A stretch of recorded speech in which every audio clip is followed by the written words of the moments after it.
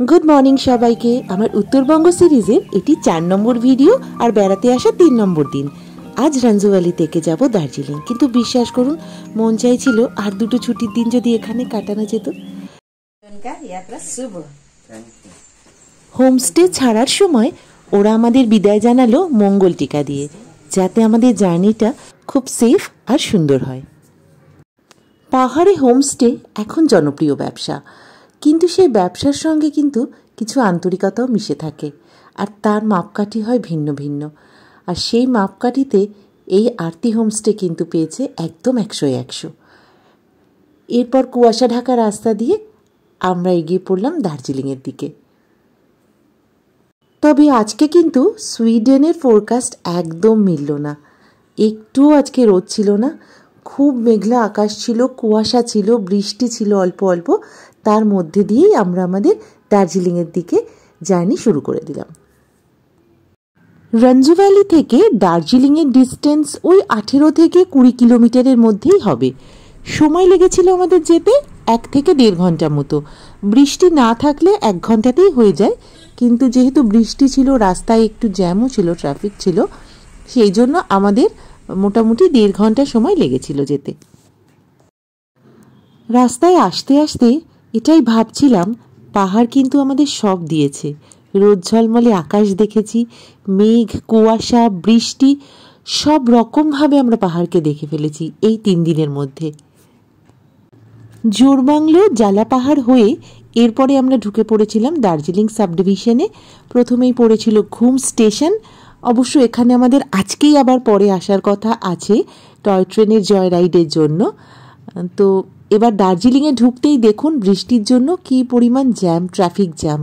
এখানে কিন্তু আমাদের অনেকটা সময় লেগে গিয়েছিল হোটেলে পৌঁছাতে। দার্জিলিংয়ে আমরা বুক করেছিলাম হোটেল মেফেয়ার দার্জিলিং। তো আমাদের এই ট্রাফিক জ্যামের জন্য পৌঁছতে কিন্তু বেশ খানিকটা দেরি হয়ে গিয়েছিল। তাই মেয়ে আমার ভারী টেনশন করছিল যে ও টয় ট্রেনের জয় রাইডটা না মিস হয়ে যায়। যাই হোক, সেটা শুনে সুইডেন বলল, তুমি চিন্তা করো না, পাশে যে সরু রেল লাইনটা দেখতে পাচ্ছ এটা কিন্তু টয় ট্রেনেরই রেল লাইন, আর আশা করছি আমরা রাস্তায় টয় ট্রেন দেখতেও পাবো। আর ঠিক সেটা কিন্তু মিলেও গেল। ফিউয়েলিংয়ের জন্য আমরা দাঁড়িয়েছিলাম একটা পেট্রোল পাম্পে। আর তখন সুইডেন আমাদের বলল, ম্যাডাম দেখুন টয় ট্রেন কিন্তু চলে এসেছে।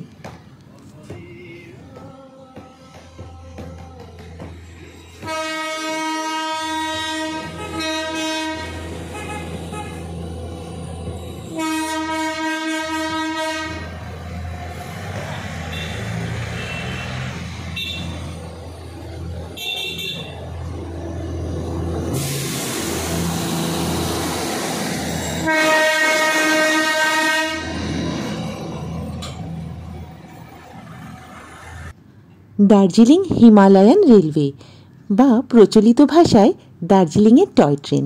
যে ধোঁয়া ওঠা রেলগাড়ি দেখলে খুব অবশ্যম্ভাবীভাবে আমাদের মনে পড়ে যায় রাজেশ খান্না ও শর্মিলা ঠাকুর অভিনীত আরাধনার সেই বিখ্যাত গান। সেই গানটি মনে করতে করতে ফাইনালি বেশ দেরি করেই পৌঁছে গেলাম আমাদের দার্জিলিংয়ের হোটেলে। দার্জিলিংয়ের হোটেল মেফেয়ার নিয়ে দেব একটি আলাদা ভিডিও আমার এই সিরিজেই, কারণ হোটেলটি নিজেই একটি বেশ বড়সড় সাবজেক্ট। আপাতত আমরা খুব তাড়ায় ছিলাম যে কতক্ষণে আমরা হোটেলে লাগেজটা রেখে দার্জিলিংয়ের টয় ট্রেনের জয় রাইডটার জন্য পৌঁছতে পারবো, কারণ অনেকটাই ট্রাফিক জ্যামের জন্য আমাদের দেরি হয়ে গিয়েছিল। এনজেপি স্টেশন থেকে সোজাসুজি এই টয় ট্রেনে দার্জিলিংও আসা যায়, কিন্তু সময় লাগে অনেকটা, প্রায় 7.5 ঘন্টা। তাই সাধারণত এখন আমরা এই রাস্তাটা গাড়িতে চলে আসি, আর দার্জিলিংয়ে ফিরে এই অভিজ্ঞতা সঞ্চয়ের জন্য টয় ট্রেনের জয় রাইডটা অ্যাভেল করি। আমাদের জয় রাইড ছিল 1:30 থেকে 3:15, তাই লাগেজ রেখেই আমরা সোজাসুজি চলে এলাম স্টেশনে। টিকিট আপনি এখানে কাউন্টার থেকেও কাটতে পারেন, কিন্তু যেহেতু অনলাইন বুকিং ফেসিলিটি আছে তাই কাউন্টার থেকে পাওয়ার সম্ভাবনা একটুখানি কম থাকে। তাই আইআরসিটিসি থেকে বা মেক মাই ট্রিপ থেকে বুক করে আসাটাই বেটার। জয় রাইড বুক করার সময় এটা মনে রাখবেন, ফ্রম স্টেশনটা হবে দার্জিলিং আর টু স্টেশনটা হবে টু দার্জিলিং। আমরা বুক করেছিলাম স্টিম ভিস্টাডম রাইডটা, যার ভাড়া ছিল জনপ্রতি 1500 টাকা আর টাইমিং ছিল 1:30 থেকে 3:15। এখানে শুধুমাত্র ফার্স্ট ক্লাসে অ্যাভেলেবেল পাবেন আপনি অনলাইন বুকিংয়ের ক্ষেত্রে। স্টেশনে কিন্তু সবাই ওয়েট করছিল ট্রেন যখন আসবে সেই মোমেন্টটা ক্যাপচার করার জন্য। সবার হাতে মোবাইল রেডি। প্রথমে অবশ্য এলো একটি ট্রেনের ইঞ্জিন, আর তার কিছুক্ষণ বাদে আসলো আমাদের স্টিম ভিস্টাডম কোচটি।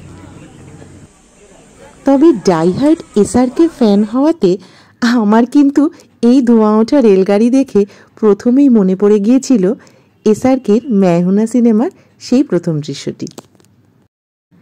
যাই হোক, প্ল্যাটফর্মে টিকিট দেখিয়ে উঠে পড়লাম আমাদের দার্জিলিং টয় ট্রেনে। শুরু হলো পথ চলা।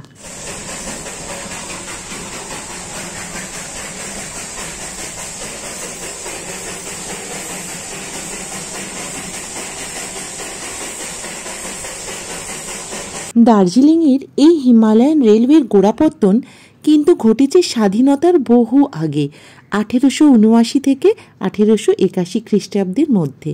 88 কিলোমিটার লম্বা ও সমুদ্রতল থেকে প্রায় 330 ফিট উঁচু এই দার্জিলিং হিমালয়ান রেলওয়ে 1999 সালে অন্তর্ভুক্ত হয় ইউনেস্কোর ওয়ার্ল্ড হেরিটেজ সাইটে।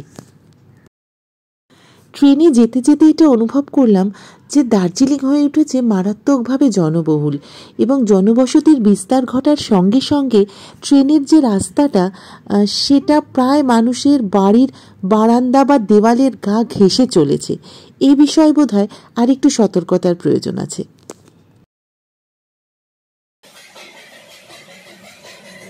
এরপর চলতে চলতে প্রথমে পৌঁছলাম বাতাসিয়া লুপে। এখানে ছিল আমাদের 10 থেকে 15 মিনিটের হল্ট। বেশ জোরে বৃষ্টি পড়ছিল বলে চারদিকটা খুবই কুয়াশায় ঢাকা ছিল। খুব পরিষ্কার ছবি এখানে আমরা নিতে কেউই পারিনি। বাতাসিয়া লুপ এই জায়গাটা সি লেভেল থেকে প্রায় 7000 মিটার উঁচুতে, আর পাহাড় এখানে এতটাই খাড়া যে এখানে রেল লাইনটি লুপের আকারে তৈরি করতে হয়েছে। সেই জন্যেই এই জায়গাটিকে বলা হয় বাতাসিয়া লুপ। এখানে রয়েছে একটি ওয়ার মেমোরিয়াল, যেটি তৈরি করেছে ডিস্ট্রিক্ট সৈনিক বোর্ড। স্বাধীনতার সময়কাল থেকে যত গোর্খা সৈনিকরা প্রাণ দিয়েছেন তাদের স্মৃতিতেই এই ওয়ার মেমোরিয়ালটি তৈরি হয়েছে। বৃষ্টি যতই পড়ুক, ছাতা হাতে নিয়ে কোনো রকমভাবে 2-4টে ফটো আমরা এখানে তুলেই ফেললাম। আর তারপরে ট্রেন আবার রওনা দিল ঘুম স্টেশনের উদ্দেশ্যে। ঘুম স্টেশনে কিন্তু ট্রেন থামবে প্রায় আধা ঘন্টা, এবং সেখানে যতটুকু যা দেখার পরে আবার ওই ট্রেনেই আমরা ব্যাক করব দার্জিলিং শহরে। ঘুম স্টেশনে নেমেই আবার যথারীতি 2-4টে ছবি তোলা হলো, এবং তারপরে কিছু রিফ্রেশমেন্টেরও ব্যবস্থা থাকে। কেউ চা খান, কেউ কিছু খাবার চাইলে খেতে পারেন। যেমন ভিডিওতে দেখাই যাচ্ছে, ঘুম স্টেশন হচ্ছে আমাদের ভারতবর্ষের সবচেয়ে উঁচুতে অবস্থিত রেলওয়ে স্টেশন। তার একটা মাহাত্ম্য তো রয়েছেই। এছাড়া এখানে রয়েছে একটি মিউজিয়াম। তবে মিউজিয়ামটি পুরো ঘুরে দেখতে হলে এই আধ ঘন্টা সময় কিন্তু একদম সাফিসিয়েন্ট নয়। তাই খুব তাড়াতাড়ি আমি জাস্ট একবার একটা গ্লান্স নিয়েই আমাকে চলে আসতে হয়েছে। এটা পুরোপুরিভাবে দেখতে গেলে কিন্তু বেশ কিছুটা সময় হাতে নিয়ে আপনাকে আসতে হবে। তো আমরা মিউজিয়াম দেখে আবার ধরলাম ফেরার পথ। টয় ট্রেনে চেপে বৃষ্টি ভেজা দার্জিলিংকে দেখতে খুবই ভালো লাগলো। তবে যে ভাড়া টয় ট্রেনে নেওয়া হচ্ছে সেই তুলনায় ট্রেনের মেনটেনেন্স কিন্তু বেশ লো। এই ব্যাপারে বোধহয় কর্তৃপক্ষের আরেকটু সচেতন হওয়াটা প্রয়োজন। ট্রেন থেকে নেমে সোজা পৌঁছলাম ম্যালে, কারণ আমাদের পেয়েছিল বেশ খিদে। কিন্তু বৃষ্টিতে ম্যাল ছিল একদম ফাঁকা, আর অনেক দোকানপাটও বন্ধ ছিল। যাই হোক, দার্জিলিং ম্যালের যে চেনা ছবি আমরা টিভিতে ভিডিওতে দেখে থাকি, বা ছোটবেলা থেকে আগেও যখন এসেছি যে ছবি দেখেছি, আজ তার থেকে পরিস্থিতি ছিল একেবারেই অন্যরকম। যাই হোক, তবু দার্জিলিং ম্যাল বলে কথা, কিছুটা ওখানেই ঘোরাফেরা করলাম আমরা বৃষ্টির মধ্যে, এবং তারপরে আমরা চললাম আমাদের লাঞ্চ করা, মানে লেট লাঞ্চ করার উদ্দেশ্যে। আর দার্জিলিং শহরে লেট লাঞ্চ বা বিকেলের দিকে কিছু খাবার মানে গ্লেনারিস বা কেভেন্টার্সের কোনো জুড়ি বোধহয় বাঙালির কাছে নেই।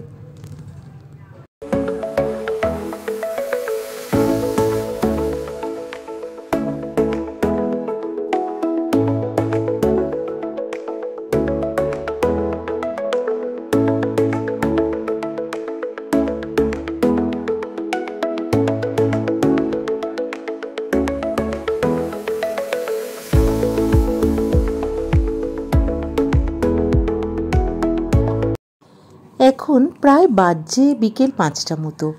আমরা পৌঁছলাম এরপরে দার্জিলিংয়ের ম্যাল রোডে হোপ গ্লেনারিজে। গ্লেনারিজ কিন্তু দার্জিলিংয়ের বহু পুরনো দোকান, প্রায় 150 বছরের মতো পুরনো হবে। ব্রেকফাস্ট ও বেকারি আইটেমে গ্লেনারিজের জুড়ি মেলা দার্জিলিংয়ে ভার।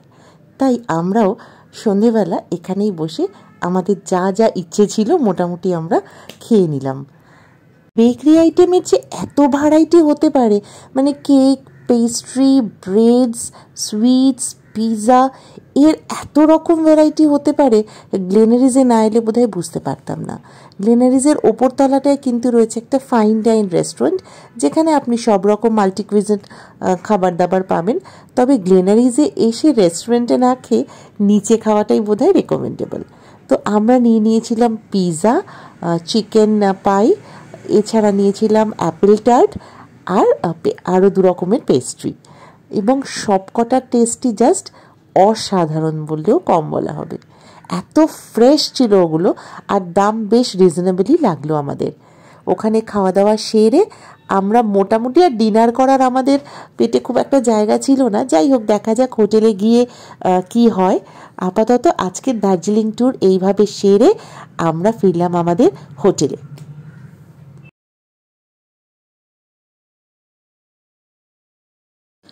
ভিডিওটি ভালো লাগলে অবশ্যই একটা লাইক, কমেন্ট ও শেয়ার করবেন। আর যদি চ্যানেল সাবস্ক্রাইব করা না থাকে প্লিজ করে দেবেন। আজ এটুকুই, আবার আসবো নেক্সট ডে আইটিনারি পুরোটা নিয়ে।